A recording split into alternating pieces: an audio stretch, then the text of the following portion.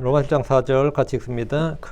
거룩한 명으로는 죽은 자들로부터 부활하심으로써 권능으로 하나님의 아들이심이 밝게 드러나셨느니라. declare를 되죠. 하나님의 아들로 선포되셨느니라. 하나님의 아들이심을 하나님의 아들이심을 선포하셨느니라. 부활로 하나님의 아들이심을 선포하였다. 부활로. 예수님의 부활은 그분이 하나님의 아들이심을 선포하는 것이다. 예수의 부활인데. 기도하고 시작합시다. 위대하고 거룩한 주 안에 감사합니다. 하나님께 은혜 주셔서 또 오늘 주의 말씀을 은혜로 건네고 영감 있게 잘 선포할 줄 해주시고 듣는 모든 분들도 말씀을 잘 받을 줄 해주시고 주의 영을 충만케 하여 주실 간구하며 또 우리 주 예수님께서 저희를 위해 죽으신 것과 또 우리의 의를 위해 부활하신 것 또 권능으로 권능 있게 자신이 하나님의 아들이심을 선포하신 이 사실을 저희가 잘 기억하고 믿을 수 있게 하시고 또 저희가 늘 부활의 권능으로 부활의 생명으로 참 내가 날마다 죽노라는 말씀과 더불어 또 굴소 안에서 날마다 살고 생명의 권능 안에서 걷는 성도를 되도록 도와주시길 간구합니다. 아버지 하나님께서 은혜 주셔서 오늘 이 말씀이 참 조직적으로 성도들에게 참 논리정연하게 또 아버지 하나님 질서정연하게 일목요연하게 그렇게 말씀이 마음속에 잘 받아들여지고 여기다 잘 정립될 수 있도록 해주십시오. 아버지 하나님께서 지식과 지혜를 주시고 명철을 많이 부어주시고 깨닫는 마음을 주십시오. 감사드리며 주의 성기도 합니다. 아멘. 이 시간은 예수의 부활에 관한 교리를 공부하겠습니다.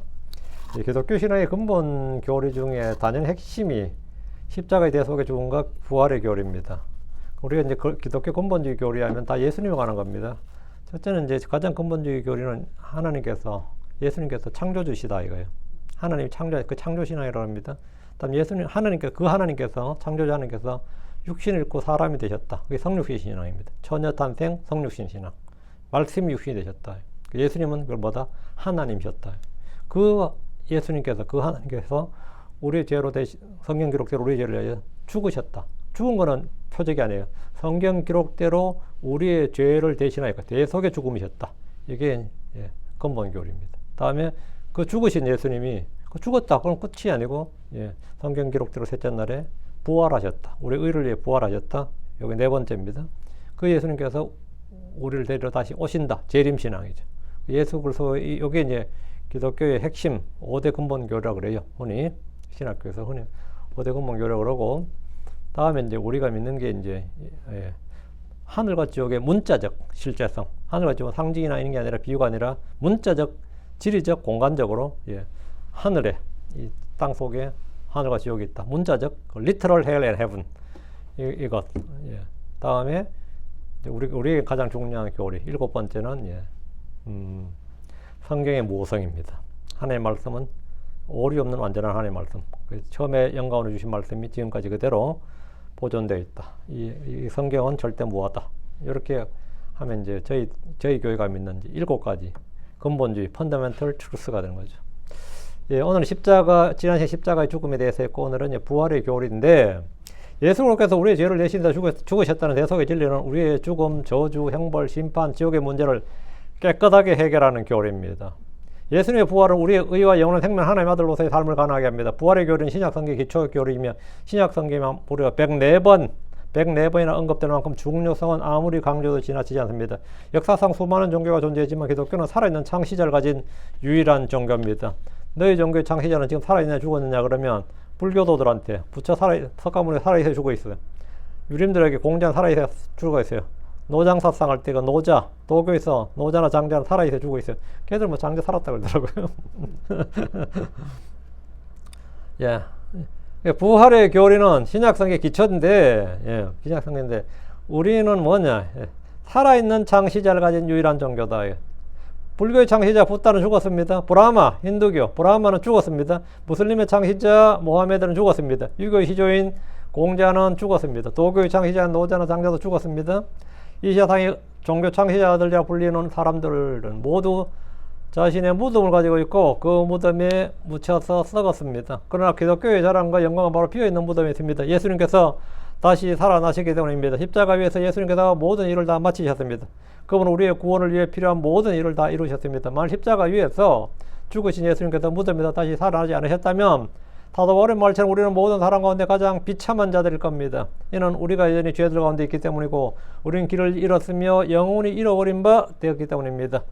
고린도전서 15장 16절 19절에 이는 만일 죽은 자들이 일어나지 않는다면 그때는 그리스도께서 일으켜지지 아니하신 것이요 또 그리스도께서 일으켜지지 아니하셨으면 너희의 믿음이 헛되고 너희가 여전히 너희의 죄들 가운데 있으리라. 그렇다면 그리스도 안에서 잠든 자들도 멸망하였으리라. 멸망하였느니라. 만일 우리가 이 생에서만 그리스도 안에서 소망을 갖는다면 우리가 모든 사람들 중에 가장 비참한 자들이라. 부활이 없다면 우리의 믿음은 헛됩니다. 우리는 여전히 죄들 가운데 있습니다. 그리스도를 믿다가 죽은 자들은 망했습니다. 우리는 모든 사람들 가운데 가장 비참한 자들입니다. 예수님께서는 자신이 죽고 셋째 날에 죽은 자들도 다시 살아날 것이라고 명확히 말씀하셨습니다. 마태복음 16장 21절 그 시각 이후로 예수님께서 그분의 제자들에게 어떻게 그분께서 반드시 예루살렘으로 가셔야하고 장로들과 고위제사장들과 서기관들에게 많은 일들로 고난을 받고 죽임을 당하며 그리고 셋째 날에 다시 일으켜져야 하는지 보이기 시작하였더라.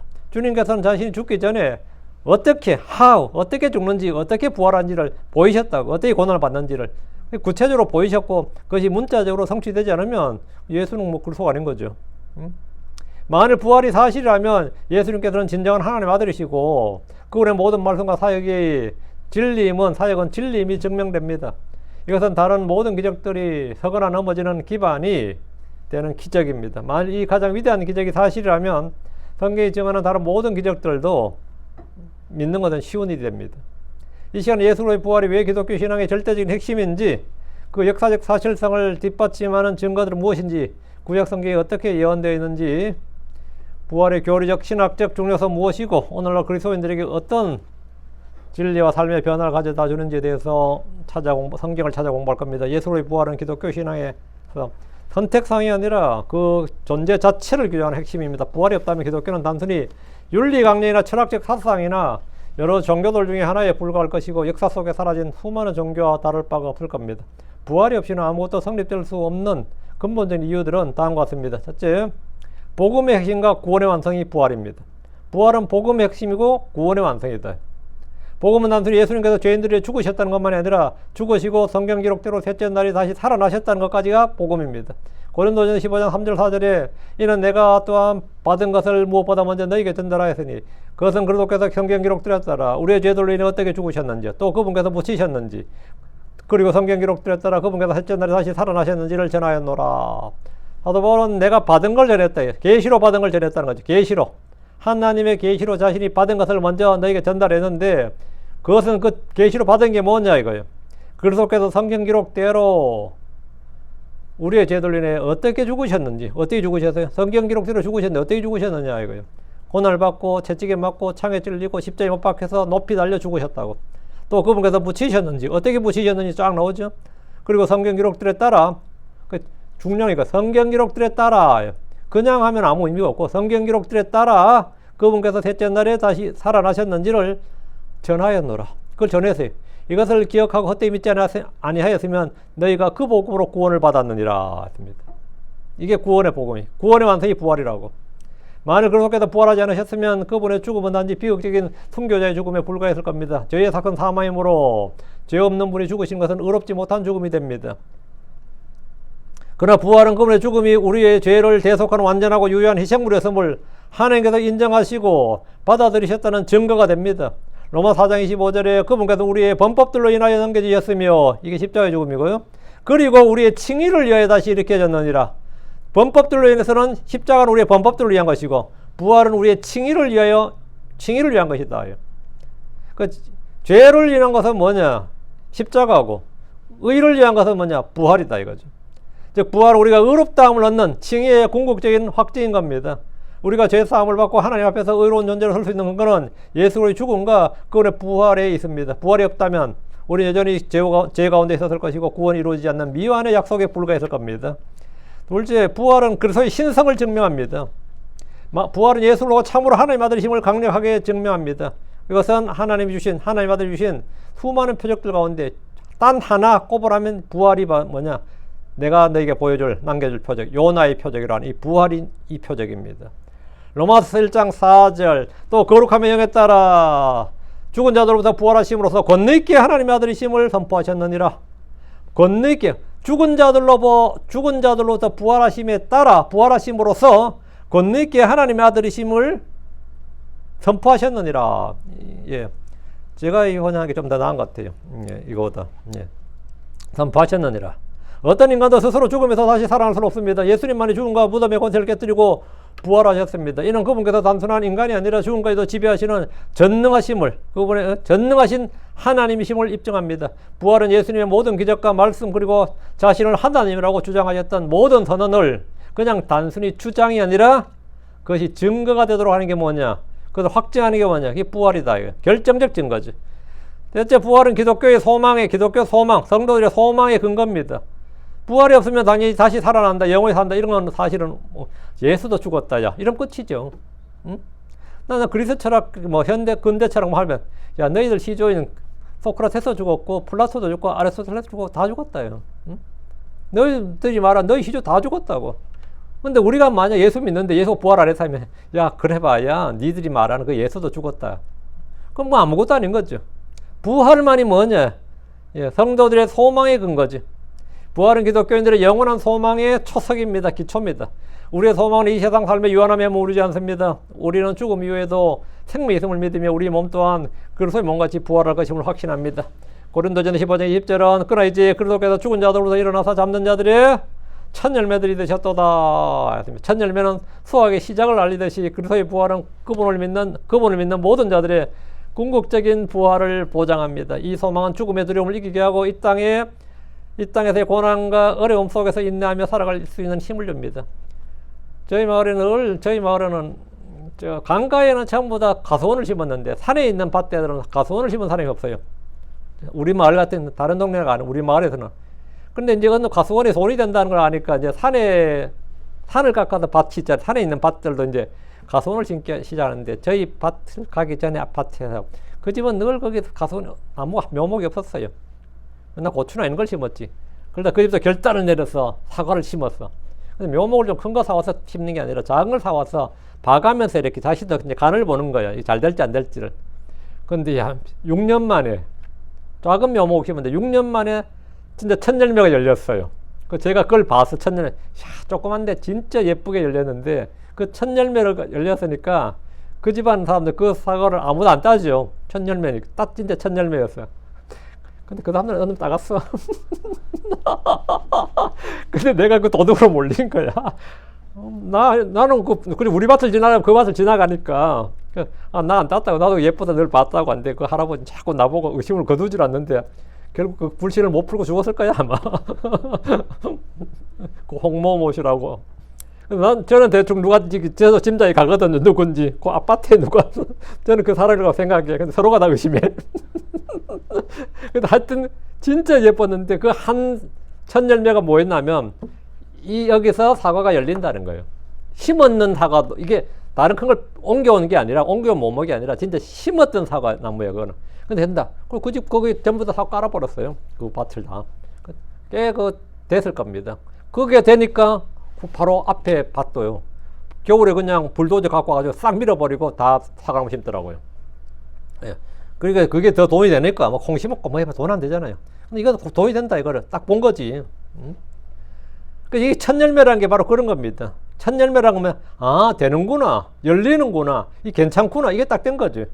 그러니까 옆집, 앞집까지 전부 다 그 산이 전부 다 지금 다 그 사과밭이에요, 지금은.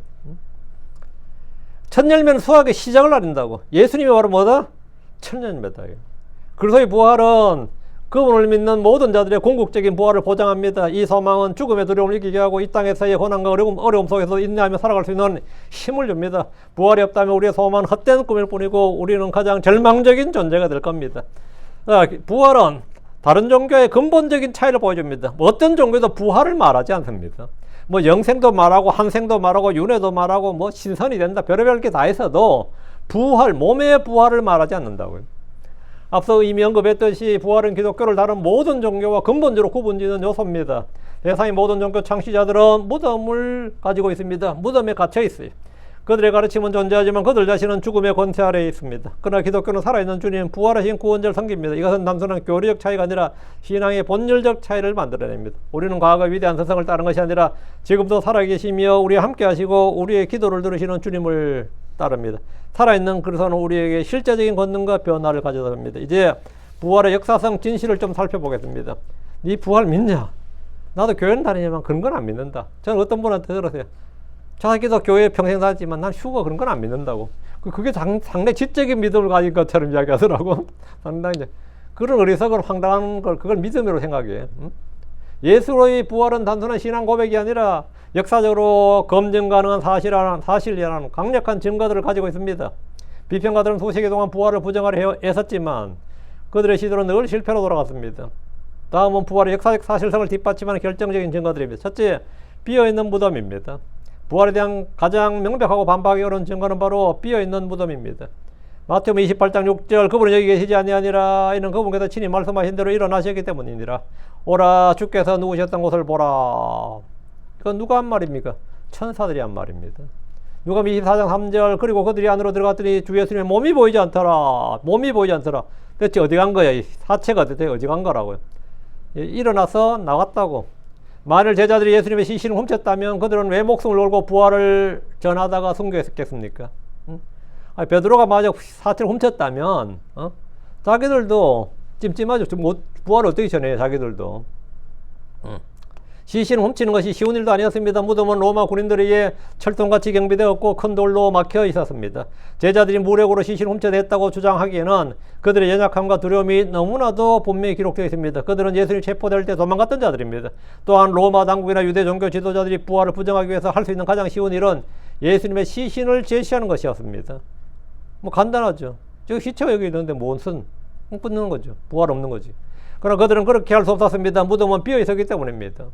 비어있는 무덤은 부활을 지지하는 가장 강력한 침묵의 증거입니다. 둘째, 천사들의 증언입니다. 무덤에 도착한 여인들은 비어있는 무덤뿐만 아니라 천사들의 직접적인 증언을 듣습니다. 야, 그거 누가 한 말인지 아냐? 제자들이 한 말이잖아. 제자들이. 그러면 별 신빙성이 떨어지잖아요. 그 천사들이 한 말이야. 천사들의 증언이야. 그럼 이거는 뭡니까? 격이 달라지는 거지. 증언의 격이 달라지는 거죠. 권위가 달라지는 거죠. 누가복음 24장 5절 7절 이 그들이 두려워하여 자기들 얼굴을 땅에 대고 엎드렸더니 천사들이 그들에게 말하였더라. 너희가 어찌하여 살아계신 분을 죽은 자들 가운데서 찾느냐?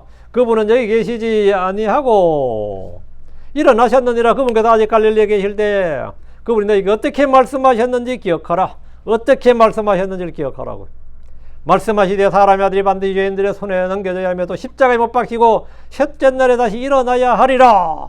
이렇게 말씀하셨다고. 이렇게 마태복음 28장 4절 6절에도 이와 유사한 천사들의 증언이 기록되어 있습니다. 이 증언은 예수님께서 생전에 자신의 부활을 여러 번 예언하셨음을 보여줍니다. 이는 단순한 사건이 아니라 하나님의 미리 계획된 섭리임을 보여줍니다. 주 예수님의 탄생에서 천사들의 증언이 있었듯이 그분의 부활에도 천사들의 증언이 있었고 그분의 성천과 재림도 천사들의 증언이 있었습니다. 이것은 하나님의 사역이고 전 우주적인 사건이었기 때문입니다. 그리스도의 죽으심과 부활은 사람들에게만 영향을 미치는 것이 아니라 천사들과 마귀들에게도 영향을 미치는 한마디로 전 우주적 사건이었습니다. 하늘과 땅과 지옥에 모두 영향을 미치는 전 우주적 사건이었고 사람들에게만 그런 게 아니라 천사들에게도 마귀들에게 영향을 미치는 한마디로 전 우주적 사건이었다. 넷째, 부활 후에 나타나신 그리스도의 증인들입니다. 부활 후에 나타난 그리스도와 그분의 증인들. 부활의 가장 강력한 증거는 예수님께서 죽은 자들로 살아나신 후에 여러 장소에 여러 사람들에게 자신을 보이셨다는 겁니다. 누가 봤어? 그럼 본 사람 많아. 사람들만 누가 봤어? 그럼 본 사람 많아. 그럼 이런 환각설이나 사기설을 논파하는 결정적 증거입니다. 예수님의 부활을 맨 먼저 목격한 증인은 막달라 마리아입니다. 그리고 무덤에 갔던 다른 여인들도 예수를 만나 그분의 발을 붙잡고 경배했습니다. 사도들 중에는 예수님께서 베드로에게 특별히 나타나셨고 엠마오를 가던 두 제자에게 예수님은 자신의 부활을 보이셨고 그들에게 성경을 풀어서 설명하시며 그들과 동행하셨고 빵을 떼실 때 비로소 그분을 알아보았습니다. 그 후에는 도마를 제외한 모든 제자들이 보이셨고 제자들이 모인 곳에 나타나셔서 그들에게 평강을 선포하셨습니다. 도마를 포함한 제자들에게 주님은 다시 한번 여드레 뒤에 8일째 자신을 보이셨습니다. 의심 많았던 도마가 예수님의 상처를 직접 만져본 후에야 나의 주시오 나의 하나님이시니다 라고 고백했습니다. 이는 제자들의 초기 불신을 보여주며 그들의 믿음이 환상이 아닌 실제적인 경험을 통해서 형성되었음을 증명합니다. 그 백가다 한 게 아니고 실제적 경험을 통해서 증언되었다. 그리고 주님은 디베랴 바다라고 하죠. 디베랴 호수로 가셔서 제자들이 고기를 잡던 곳에 나타나 그들과 함께 식사하셨습니다. 그리고 주님은 500명이 넘는 형제들에게 자신을 한 번에 보이셨습니다. 고린도전 15장 6절에 그 뒤에 그분께서 500명이 넘는 형제들에게 한 번에 보이셨는데 그들 중에 대다수는 지금까지 남아있으나 일부는 잠들었느니라. 죽은 사람도 있고 사도 바울이 지금 고린도전 쓸 때 남아있는 자들이 500명 중 대부분이 살아있다 이 말이죠. 그러니까 이것은 거짓이 아니다 이거예요. 수많은 사람들이 동시에 환각과 환상을 본다는 것은 불가능하며 사도 바울은 당시까지 살아있는 증인들을 언급하며 자신의 주장을 뒷받침했습니다. 성경에 따르면 그 뒤에 야고보에게도 보이셨습니다. 고린도전 15장 7절 그 뒤에 그분께서 야고보에게 보이셨고 이 야고보는 동생입니다. 예수 육신의 동생 야고보에게 보이셨고 그 다음에 모든 사도들에게 보이셨느니라. 스데반은 선교할 때 하늘에 계신 주 예수를 보았습니다. 사도행전 7장 56절 그리고 말하였더라. 보라 내가 하늘들이 열리고 사람의 아들이 하나님의 오른편에 서 계신 것을 내가 보았노라. 그리고 다마스쿠스로 가던 사울이 부활하신 주님을 봤습니다. 주께서 친히 사울에게 자신을 계시하시면서 나는 내가 핍박하는 예수라 하고 말씀하셨습니다. 그분은 무덤이나 이 땅 어디에 묻혀있는 게 아니라 어디에 있었던 거죠? 하늘에 계셨다. 하늘에 계셨다. 스데반도 그분이 하늘에 있는 걸 봤고 사도 바울도 하늘에 계신 그분을 봤대. 부활해서 하늘에 올라가신 거죠. 성찬한 거죠. 부활의 증인으로서는 사도 바울이 마지막입니다. 고린도전 15장 8절에 그리고 맨 마지막에 있는 맨 마지막에는 그분께서 정한 때를 벗어나시어 태어난 자 같은 내게도 보이셨느니라. 맨 마지막에 그분께서 내게 보이셨다니까 사도 바울 이후로 주님 봤다는 놈은 다 거짓말이죠. 부활한 주님 봤다는 건 다 거짓말입니다. 사도 바울이 마지막 증인입니다. 그 사도 바울은 하늘로부터 나는 주의 음성과 강력한 빛을 통해 부활하신 예수님을 직접 만났습니다. 이 만남은 바울의 삶을 완전히 변화시키고 그는 그리스도의 가장 강력한 사도 중에 한 명이 되었습니다. 이처럼 다양한 시간과 장소와 그리고 다양한 사람들이 나타나셨다는 사실은 부활이 환각이나 집단 체면이 아님을 분명히 보여줍니다. 부활하신 예수님은 제자들이 함께 먹고 마시며 자신의 상처들을 보여주셨습니다. 이는 그분의 부활이 영적인 존재로서가 아니라 육체적인 몸을 가지고 있었음을 증명합니다. 넷째, 제자들의 변화가 부활의 증거입니다. 제자들의 변화. 예수님이 체포되셨을 때 그들은 두려워 뿔뿔이 흩어졌습니다. 예수님을 배반했던 사람들이에요. 그리고 늘 도망자였던 거죠. 며칠이었지만 이제 도망자였습니다. 그런데 부활하신 예수님을 만난 후에 목숨을 걸고 부활을 전하는 담대한 복음의 증인들로 변화되었습니다. 이걸 가능하게 한 건 뭐죠? 예수님이 실제 부활한 게 맞다는 거죠. 이들의 급진적인 변화는 부활이 단순한 소문이나 이야기가 아니라 그들의 삶을 완전히 바꾼 역사적인 실제적인 경험이었고 사건이었음을 증명합니다. 그들은 예수님을 위해 고난받고 순교하는 것을 기뻐했습니다. 거짓말 때문에 그렇게 많은 사람이 목숨을 바칠 수는 없습니다. 예수님의 부활이 없었다면 겁을 먹고 도망했던 제자들이 왜 갑자기 나타나가지고 다시 죽기까지 복음을 선포하고 부활을 증언했겠습니까? 그건 불가능한 일입니다. 있을 수 없는 일이라고. 제자들의 삶의 변화가 부활의 증거다. 다섯째, 교회가 주의 첫날을 지키기 시작한 겁니다. 주의 첫날을 지킨다는 것은 구약이 없는 거예요. 구약에는 일곱째 날을 지키는 겁니다. 첫날이 아니라 마지막 날을 지키는 거죠. 일곱째 날, 그게 안식일이라고. 유대인들이 안식일을 지켰습니다. 율법 어디에도 주의 첫날을 지키라는 명령이 없습니다. 반면 초대교회 성도들은 예수님께서 부활하신 날인 주의 첫날, 즉 일요일에 집회를 갖고 모였고 연보를 했습니다. 주의 첫날을 예배일로 지키는 것은 유대교의 교리나 전통과 구약의 율법과는 전혀 맞지 않는 일이었습니다. 주의 첫날을 지키기 시작했다는 것은 그날이 주의 부활로 새로운 창조의 날이었기 때문입니다. 부활의 사건이 당시 신자들에게 얼마나 결정적이고 실제적인 사건이었는지를 보여주는 또 다른 역사적 증거가 소위 말하는 주일 성소입니다. 우리 주일 성소 하잖아요. 이것은 로마 시대에 제정된 것이 아니라 초대교회 때에 시작된 일이었습니다. 예수님은 주의 첫날에 부활하셨습니다. 성령은 주의 첫날에 이 땅에 오셨습니다. 오순절은 주의 첫날이었습니다. 예수님은 주의 첫날에 저녁에 제자들에게 나타나 자신을 증언하셨습니다. 보이셨습니다. 도마에게 자신을 보이신 날도 주의 첫날이었습니다. 사도행전 20장 7절에서 안식 후 첫날에 성도들이 함께 빵을 때려 모였고 그들이 바울의 설교를 들었습니다. 성찬식을 했던 날이 주의 첫날이었습니다. 연보를 위한 헌금을 오는 날도 주의 첫날이었습니다. 이것은 구약에서는 전혀 없던 일이었습니다. 그런데 신약의 성도들이 유대교를 계승했다면 안식일을 지켰겠지. 저쪽 사람들은 안식일에 해당하고 이쪽 사람은 안식일에 교회를 갔겠지. 그런데 그렇지 않았습니다. 주의 첫날에 그들은 따로 모여서 빵을 떼고 연보를 하고 예배를 드렸다. 말씀을 듣고 예배를 드렸다 이거죠. 여섯째, 많은 무한 증거들, infallible, 오류가 없는 무한 증거들. 사도행전 1장 3절에 예수님께서 부활하신 후에 그분께서 손을 받으신 뒤에 또한 자신이 살아계심을 무한 많은 증거들로 40일 동안 그들에게 보이셨고 하나님의 왕국에 관한 것들을 말씀하셨으며 오류가 없는 확실한 증거들, 무한 많은 증거들로 infallible evidence, infallible proof, 무한 많은 증거들로 40일 동안 그들이 보여줬고 하나님 왕국에 가는 것들을 말씀하셨으며, 이거 뭐 이제 이걸 infallible 이제 뭐 확실한 이렇게 번역하는 사람도 있는데, 그건 이게 좀 나은 것 같아요. 무오한, 오류가 없는. 아까 한자이긴 하지만 확실한도 한자예요. 무오한도 한자고. 요즘 한국 사람들이 한자 공부를 안 시켜가지고 나는 그건 좀 반대예요. 최소한 중학교까지 한 1800자는 가르쳐야 된다고 생각해요. 1800자는. 한국의 명사는 사실 다 한자로 구성되어 있습니다. 우리가 말하면 뭐 아침, 점심, 저녁 할 때 점심도 한자예요. 응? 금주 안내하니까 뭐 금주를 왜 안내하냐 누가 그런다더라마는. 응? 예? 금일 뭐 금주하면 뭐 못 알아듣는다 그런 말을 할 만큼 지금 한글이 좀 약해져 있는데, 그건 내가 볼 때는 한글이 약해진 것보다는요 리딩을 많이 하지 않아서 그렇습니다. 웬만큼 리딩한 거 모를 수가 없어요. 무한 증거들, 테크메리온이라고 그러는데, 이 논쟁의 여지가 없는 명백한 증거란 뜻입니다. 이 헬라어로. 이는 부활이 철저하게 확실히 검증된 논쟁의 여지가 없는 명백한 증거들로 주님이 자신을 보이셨다는 거예요. 부활에 이렇게 해도 부활의 반론과 그 반박은 많습니다. 오랜 역사 동안 부활에 대한 다양한 반론이 제기되었으나 모든 그 반박들은 사실 별로 설득력이 없습니다.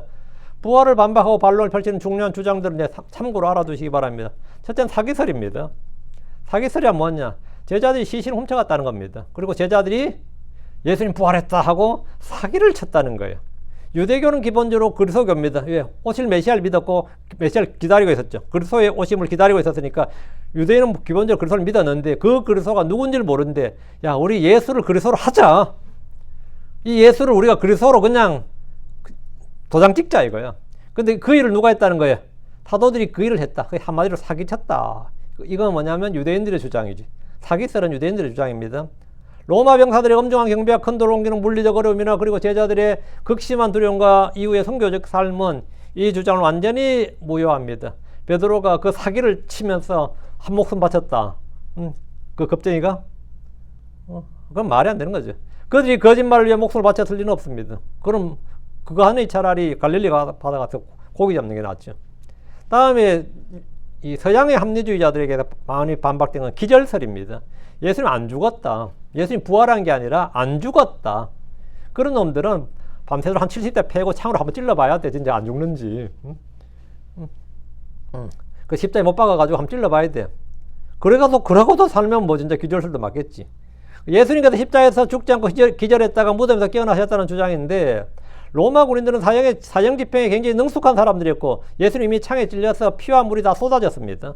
이는 심장이 터졌음을 말하는 겁니다. 심장이 터졌기 때문에 피와 물이 분리되는 거지. 심장이 안 터졌으면 피와 물은 섞여서 나옵니다. 이 의학적으로 그런 거예요. 시원한 무덤 환경과 이제 주장에 따르면 사실 예수님이 덜 죽었는데, 사실 완전히 기절을 한 거 맞는데, 기절했는 상태인데, 시원한 무덤 환경과 요셉의 무덤 동굴이었고, 선선한 데다가, 거다가 그 향유와 나드와 뭐 이런 거, 또 알로에, 또 뭐야. 그런 거 약품 해가지고 탁 묶어가지고 했더니만 살아버렸다는 거죠. 그게 이제 그들 주장인데, 사실은 멀쩡한 사람도 말이죠. 그 정도 향료를 덮어가지고 묶어버리면 죽어버립니다. 멀쩡한 사람도 300건 정도 항료를 해가 100건 뭐 300건 해가지고 항료해가지고 아마포로 묶어버리면 죽어요. 오히려 독성이 들어가는 거죠. 그러다 상처가 그렇게 많은데 그걸 묶어버리면. 그러다 예수님께서 심한 고통과 상처를 입은 분이 무덤돌 혼자 치우고, 설마 그러니까 깨어났다 쳐더라도 3일 굶으면 말이죠. 돌 못 굴립니다. 못 굴려요. 혼자 치우고 경비병들을 피해가지고 도망친 후에 제자들에게 나 살았다 하고 그렇게 나타났겠어요? 그렇게 나타났겠다. 상상의 어려움이 있는데, 하여튼 기절설이 있습니다. 다음 환각설입니다. 이건 뭐냐면, 제자들이 예수님을 보고 싶어서 너무나 예수님을 그리워하다 보니까 짠! 예수님이 나타났다는 거예요. 환상 속에 그걸 보았다고 너무나 간절히 바라다 보니까 뭐죠? 이걸 영어로 홀루시에이션 그러나? 환각설이라 그래요. 그러니까 한국말로 선망증세라 그러면 선망증세. 그 제자들이 다 선망증세로 막 예수님 살아났다고 막 착각했다는 주장입니다. 부활 후에 예수님은 한두 명이 아니라 수백 명이 동시에 그리고 각기 다른 시간과 장소에서 나타나십니다. 제자들은 처음에는 예수님의 부활 소식을 믿지 않았고 의심했습니다. 그들은 환상을 기대한 것이 아니라 오히려 불신에 빠져 있었습니다. 예수님께서는 그들이 만져보고 함께 식사하며 실제임을 확인시켜 주셨습니다. 환각으로는 이런 물리적인 접촉이나 식사가 불가능합니다. 다음 유령설입니다. 이건 뭐 많이 이해하는 거죠. 제자들이 단지 그분의 유령을 보고 예수님의 본 게 예수님의 유령을 보고 예수님을 생각했다는 주장입니다. 제자들은 여러 번 이런 적이 있습니다. 물리를 걸어올 때도 유령이다, 영이다 그랬죠. 유령이다 이건 아니고 영이다 했고, 근데 한국말로 지금 오줌 말하면 유령이 되는 거죠. 요즘 한국 사람은 귀신이다 된 거. 그분의 유령을 보고 예수님을 생각했다는 주장인데, 예수님은 누가복음 24장 39절에 제자들이 그런 생각을 한 줄 아셨어요. 그래서 내 손들과 내 발들을 보라. 그것은 내 자신이니라. 나를 만지고 또 보라. 이는 영은 살과 뼈들이 없으되 너희가 보는 바와 같이 나는 있느니라 하고 직접 말씀하셨습니다. 그건 육체적 감각을 가지고 계셨으며 생선을 먹기도 하셨습니다. 유령은 살과 뼈를 가지고 있지 않습니다. 다음 신화설입니다. 부활 이야기는 진실이었고 고대인들에게 전해 내려온 황당한 이야기, 신화다, 전설이란 겁니다. 신화는 보통 오랜 세월에 걸쳐 서서히 형성되지만 부활 이야기는 사건 발생 직후부터 목격자들에 의해 증언되었습니다. 신약 성경들의 기록은 사건 발생 후에 매우 짧은 시기에 작성되었고 수많은 목격자들이 여전히 살아있는 상태에서 전파되었습니다. 성경 전체의 정경은 이 이론이 거짓임을 보여줍니다. 이러한 반론들은 부활의 증거가 너무나도 강력하기 때문에 부활을 부정하는 필사적인 시도에 불과하며 어느 하나도 부활의 역사적 사실을 훼손하지 못합니다. 오히려 부활의 진실함을 더욱 명확하게 드러낼 뿐입니다. 그런데 이거 너희들 하는 이야기 아니냐? 진짜 구약에 결정적 증거가 없나? 빼도 박지 못하는 계획이 없냐? 그건 뭐냐? 구약 성경에 예언된 부활의 말씀입니다. 이거는 어떤 과학적 사실보다 더 명백한 증거입니다. 하나님의 오랜 계획과 섭리, 즉 예언의 말씀이 있다. 그리스도의 부활의 가장 확실한 증거는 예언의 말씀입니다. 예언은 어떤 역사적 사실이나 과학적 사실보다 더 확실한 증거고 어떤 체험보다도 확실한 증거입니다. 어떤 체험보다 확실한 증거예요. 예수로의 부활은 신약시대에 갑자기 나타난 사건이 아닙니다. 제자들에 의해서 날조되거나 만들어지거나 이 신격화된 사건이 아니라고. 이미 구약 성경을 통해서 하나님 오랜 계획 속에서 예언되고 그림자처럼 계시되어 있었습니다. 이는 하나님의 말씀이 오류 없이 성취되었음을 보여주고 구약과 신약이 하나님의 구속사적 맥락 속에 있음을 증명합니다. 10편 16편 10절 이는 주께서 내 혼을 지옥에 남겨두지 아니하시고 주의 거룩한 자가 썩음을 보지 아니하게 하실 것이기 때문입니다. 이 구절은 다윗의 시로 기록되었지만 사도 베드로는 오순절 설교에서 이 말씀이 다윗 자신에 관한 것이 아니라 그리스도의 부활에 대한 예언이라고 명확히 선포했습니다. 이는 주께서 내 혼을 지옥에 남겨두지 아니하시고 주의 거룩한 자가 썩음을 보지 않는다. 혼을 지옥에 남겨두지 않는다. 그 지옥을 가긴 가는데 지옥에 남겨두지 않고 거룩한 자가 썩음을 보지 않는다. 이게 육체에 관한 거죠. 혼과 육체에 관한 건데 썩음을 보지 아니하게 하실 것이기 때문이다. 사도행전 2장 27절 31절 이는 주께서 내 혼을 지옥에 남겨두지 아니하시며 또 주께서 당신의 거룩한 자가 썩음을 보지 아니하게 하실 것이기 때문입니다. 베드로는 시편을 인용해서 이 구절이 그래서 예수님의 부활에 관한 것임을 말해줍니다.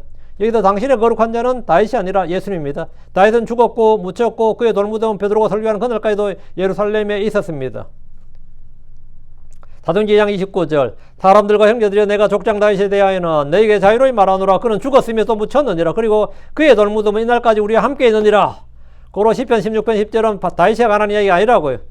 다윗이 아니라 우리 예수님이 죽음에서 일으켜져서 왕좌에 앉으실 것이란 말씀입니다. 사도행전 2장 3절 31절 그러므로 예언자로서 그는 하나님께서 자기에게 맹세하사 그의 허리에 열매고 육신을 따라 그리스도를 일으켜 그의 왕좌에 앉게 하실 것을 알고 있었느니라. 이것을 미리 본 그는 그리스도의 부활에 대하여 말하였으니 다윗은 뭘 말했다고요? 그분의 부활에 관하여 말했다고요. 그리스도의 부활에 대하여 말하였으니 이는 그의 혼이 지옥에 남겨지지 아니하고 또 그의 육체도 썩음을 보지 아니하리라는 것이니라. 이것은 부활에 관한 말씀이고 이분은 예수다 이거죠. 사도 바울은 비시디아의 안디옥에서 주 예수로의 부활을 이렇게 증언했습니다. 사도행전 13장 35절 37절 그러므로 그가 또한 다른 시편에서 말하니라. 주께서 주의 거룩하신 분의 썩음을 보지 아니하게 하시리이다. 이는 다윗은 하나님의 뜻에 의해 자기 자신의 세대를 흥미다 잠들었고 자기 조상들에게 묻혔으며 또 썩음을 보았느니라.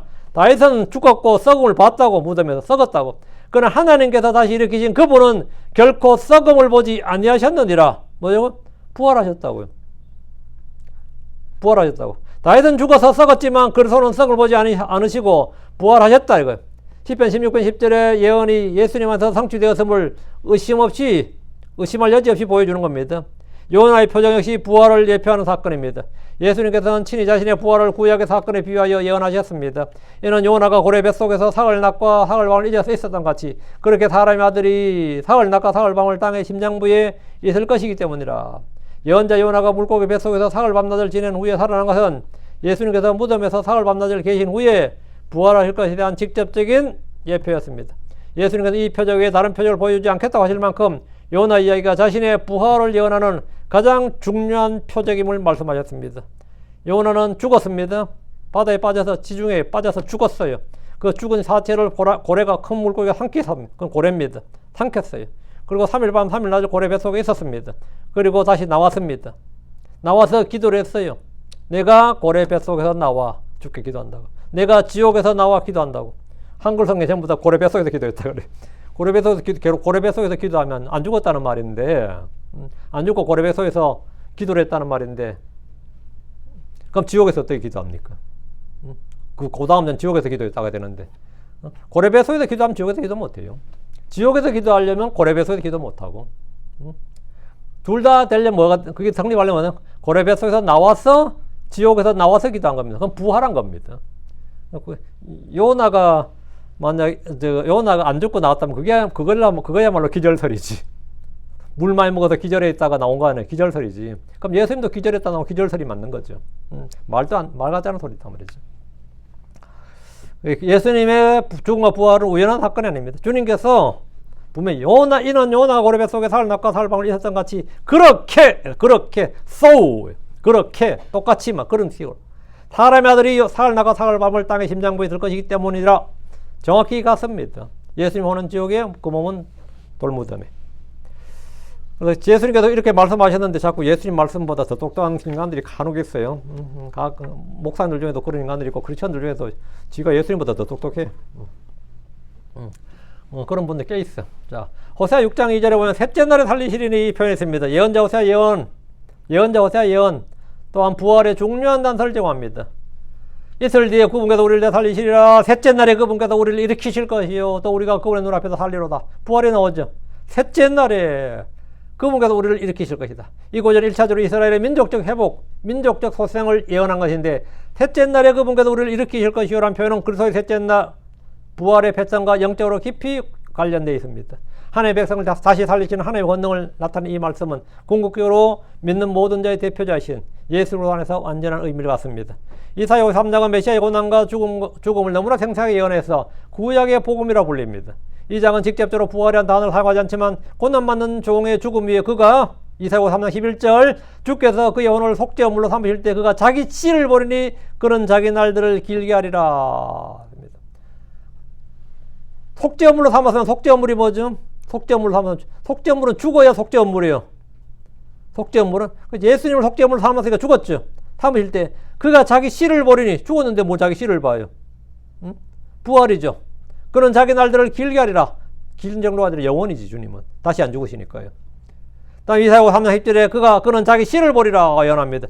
죽음을 겪은 후에도 생명을 보고 씨를 본다는 것은 죽음 이후의 생명적 부활을 강력하게 예언하는 말씀입니다. 그분의 희생이 헛되지 않고 영원한 결과를 낳을 것이라는 약속은 그분의 부활 없이는 성취될 수 없습니다.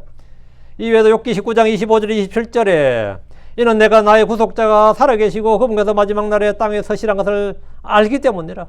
내 살갗 뒤에서 벌레들이 몸을 멸한다 할지라도 내가 여전히 내 육체 안에서 하늘을 보리라. 비록 내 콩팥들이 내 안에서 소멸될지라도 내가 그분을 친히 보리니 내 눈이 다른 이가 아니라 바로 그분을 보리라. 성경에 이 말씀 부활을 향한 구약 성도들의 확실한 믿음과 소망을 보여줍니다. 내가 하면 내 육체 안에서 하나를 본다잖아요. 내 육체 안에서 살갗이 다 벌레들이 내 몸을 멸하고 콩팥이 다 소멸돼도 내가 주님을 본다잖아요. 내가 육체 안에서. 그러니까 이런 말씀을 못 믿는 이제 성경학자들이 이제 내가 육체 안에서 이런 표현을 내가 내 육체 안에서 이런 표현을 내가 육체 밖에서 하나를 보리라 이렇게 진짜 유령을 만들어 버리지. 그리고 현대분들이 이거 전부 육체 밖에서 이래 돼 있죠. in the flesh. 이게 아니라 졸지에 뭐 out of flesh가 되는 거지. 이 말씀은 부활을 향한 구약 성도들의 확실한 믿음과 소망을 보여줍니다. 이러한 구약의 예언들이 예수로의 부활이 즉흥적인 사건이 아니라 태초부터 계획된 하나님의 구속사의 절정임을 명백히 드러냅니다. 부활의 교리는 기독교 신학의 모든 분야에서 걸쳐 지대한 영향을 미칩니다. 부활은 단순히 과거에 일어난 사건이 아니라 하나님의 본성, 그리스도의 신격, 인간의 구원, 그리고 미래의 소망에 대한 심오한 진리들을 담고 있습니다. 부활은 하나님의 존재와 권능의 증명입니다. 부활은 하나님의 살아계신과 그분의 전능하신 권능을 가장 분명하게 증명합니다. 사도행전 2장 24절에 그분은 하나님께서 사망의 고통에서 풀어일으키셨으니 왜냐하면 그분께서 사망에 붙잡히는 것은 불가능하기 때문이니라. 세상에 하나님이 없다면 누가 죽은 자를 살릴 수 있겠습니까? 생명을 주시고 죽은 자를 살리시는 권능은 오직 하나님께만 속합니다. 예수님의 부활은 죽음의 권세를 이기시고 생명의 주관자이신 하나님의 존재와 그분의 초월적인 능력을 의심할 여지 없이 보여줍니다. 이는 우리가 믿는 하나님이 추상적인 개념이나 어떤 논증이 아니고 우상이 아니고 살아계시며 일하시는 살아계신 하나님, 지금 존재하시고 살아계신 하나님을 증명하는 겁니다. 부활은 그리고 신성과 주권의 선포입니다. 부활은 예수로께서 참으로 하나님 아들이시고 만물의 주가 되심을 선포하는 궁극적인 증거입니다. 로마서 1장 4절에 또 거룩함의 영에 따라 죽은 자들도 부활하심으로 권능 있게 하나님의 아들이심을 선포하셨느니라. 예수님께서 스스로 하나님의 아들이라 칭하시고 자신의 권능을 주장하셨던 모든 말씀들이 부활을 통해 확증되었습니다. 그분은 단지 훌륭한 스승이나 예언자가 아니라 신성을 가지신 구원자시고 죽음과 생명을 주관하는 주권자십니다. 부활은 그분의 말씀이 진리며 그분께 모든 권세가 있음을 선언합니다. 넷째, 부활은 우리의 칭의를 선포합니다. 예수님께서 십자가에서 다 이루어졌도다, 다 마쳤도다, 끝마쳤도다 이렇게 선언하셨고 부활은 이 구원의 완성이 하나님께로부터 인정받았음을 확증합니다. 로마 4장 25절에 그분께서 우리의 범법들로 인하여 넘겨주셨으며 그리고 우리의 칭의를 위하여 다시 일으켜졌느니라.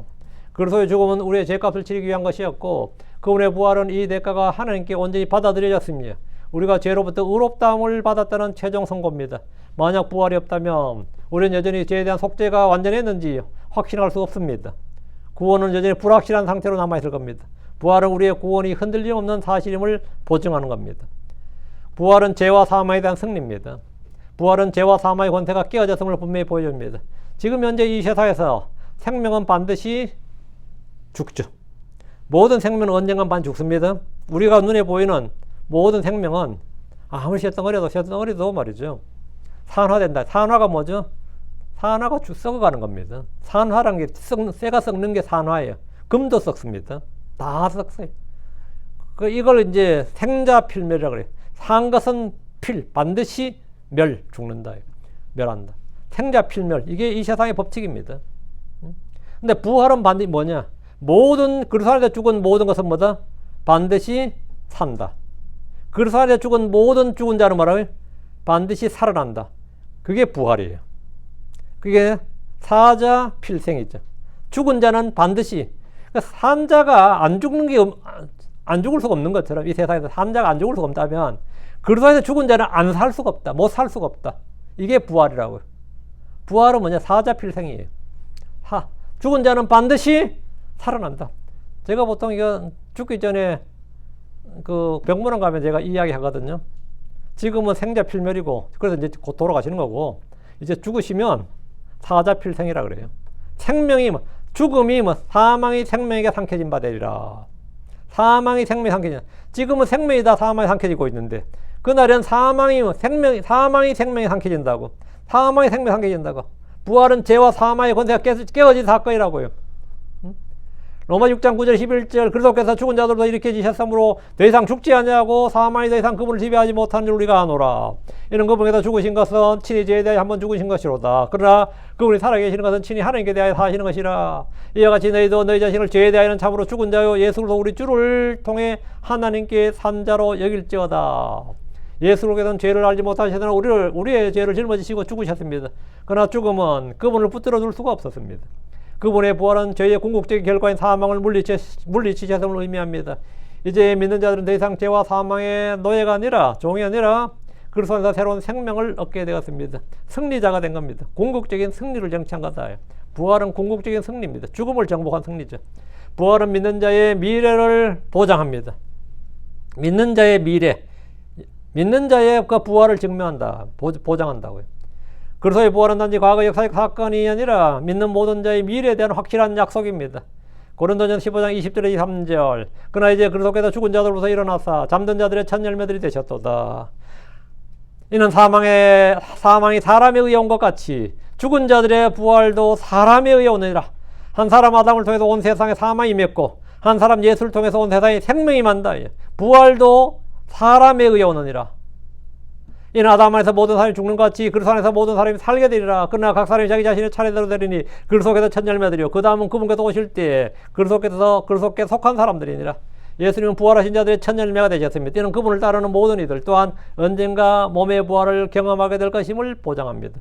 의인들은 영원한 생명으로 부활할 것이고 불의한 자들은 분노한 심판자를 대면하고 영원한 정죄를 받게 됩니다. 이 진리는 우리에게 장차올 영원한 삶에 대한 흔들림 없는 소망을 줍니다. 부활은 그리스도의 재림의 확실한 근거가 됩니다. 예수의 부활은 그분께서 다음 약속이 내가 다시 오리라 이 말씀을 성취할 준비를 하신 겁니다. 그분께서 죽은 자들로서 다시 살아나셨기 때문에 그분의 재림 또한 확실한 약속입니다. 살아 계신 주님만이 다시 오실 수 있습니다. 죽은 자는 다시 올 수 없어요. 살아 계신 주님만이 내가 다시 오리라 할 수 있는 겁니다.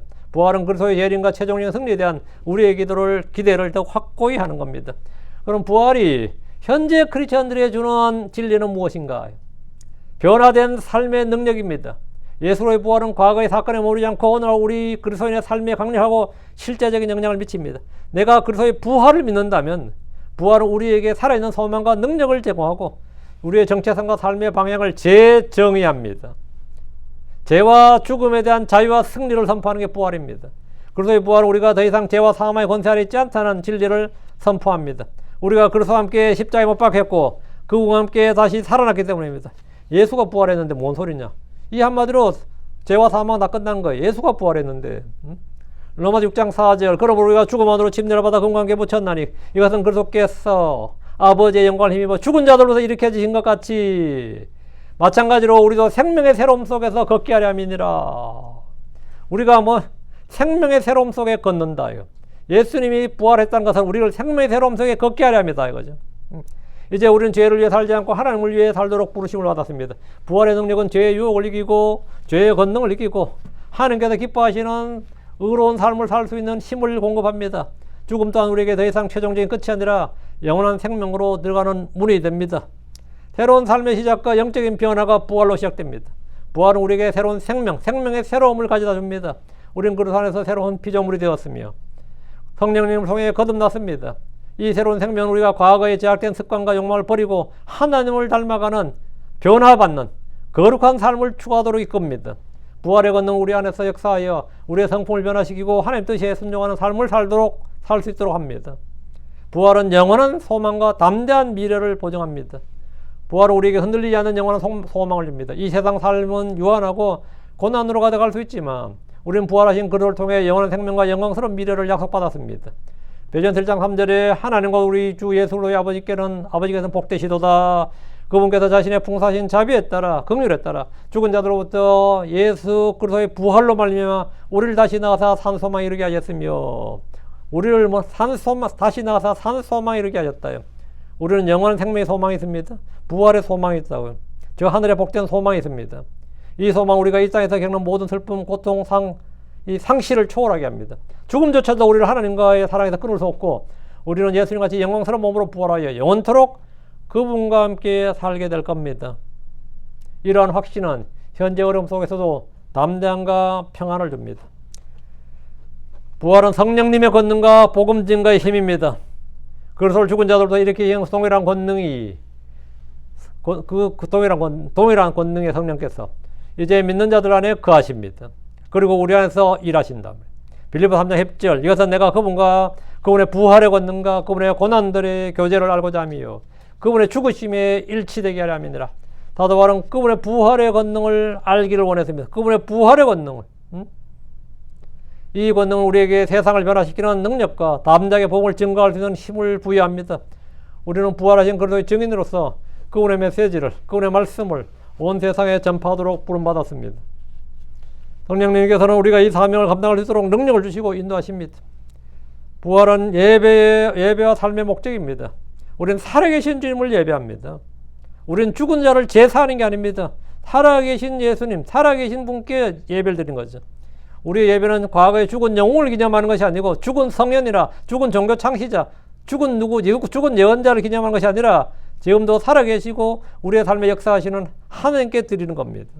부활하신 그리스도는 우리의 예배 중심이고 우리 삶의 궁극적인 목적입니다. 우리는 그분과 영광을 돌리기 위해 존재하고 그분의 뜻을 이루며 살아갑니다.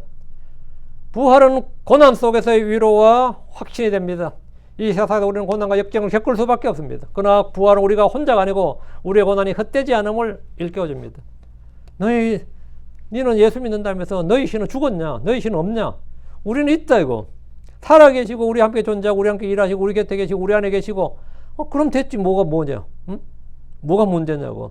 그 속에서 고난을 통해 영광이 이르셨듯이 우리 또한 그분의 고난에 동참할 때 그분의 영광에 참여하게 될 겁니다. 부활은 모든 눈물을 닦아주시고 모든 고통을 끝내실 궁극적인 승리를 보장하는 최고의 이로입니다.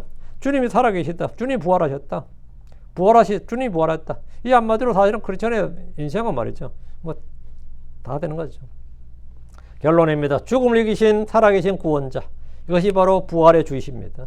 예수로의 부활은 기독교 신앙의 가장 핵심적인 진리며 그 중요성은 그 어떤 교리도 대신할 수가 없습니다. 부활은 하나님의 존재와 권능을 증명하고 그리스도의 신성을 확증하며 우리의 구원이 완전히 성취되었음을 보증합니다. 또한 이는 믿는 모든 자에게 영원한 생명과 소망을 부여하며 현재의 삶 속에서 죄와 사망의 권능을 이길 수 있는 능력을 제공합니다.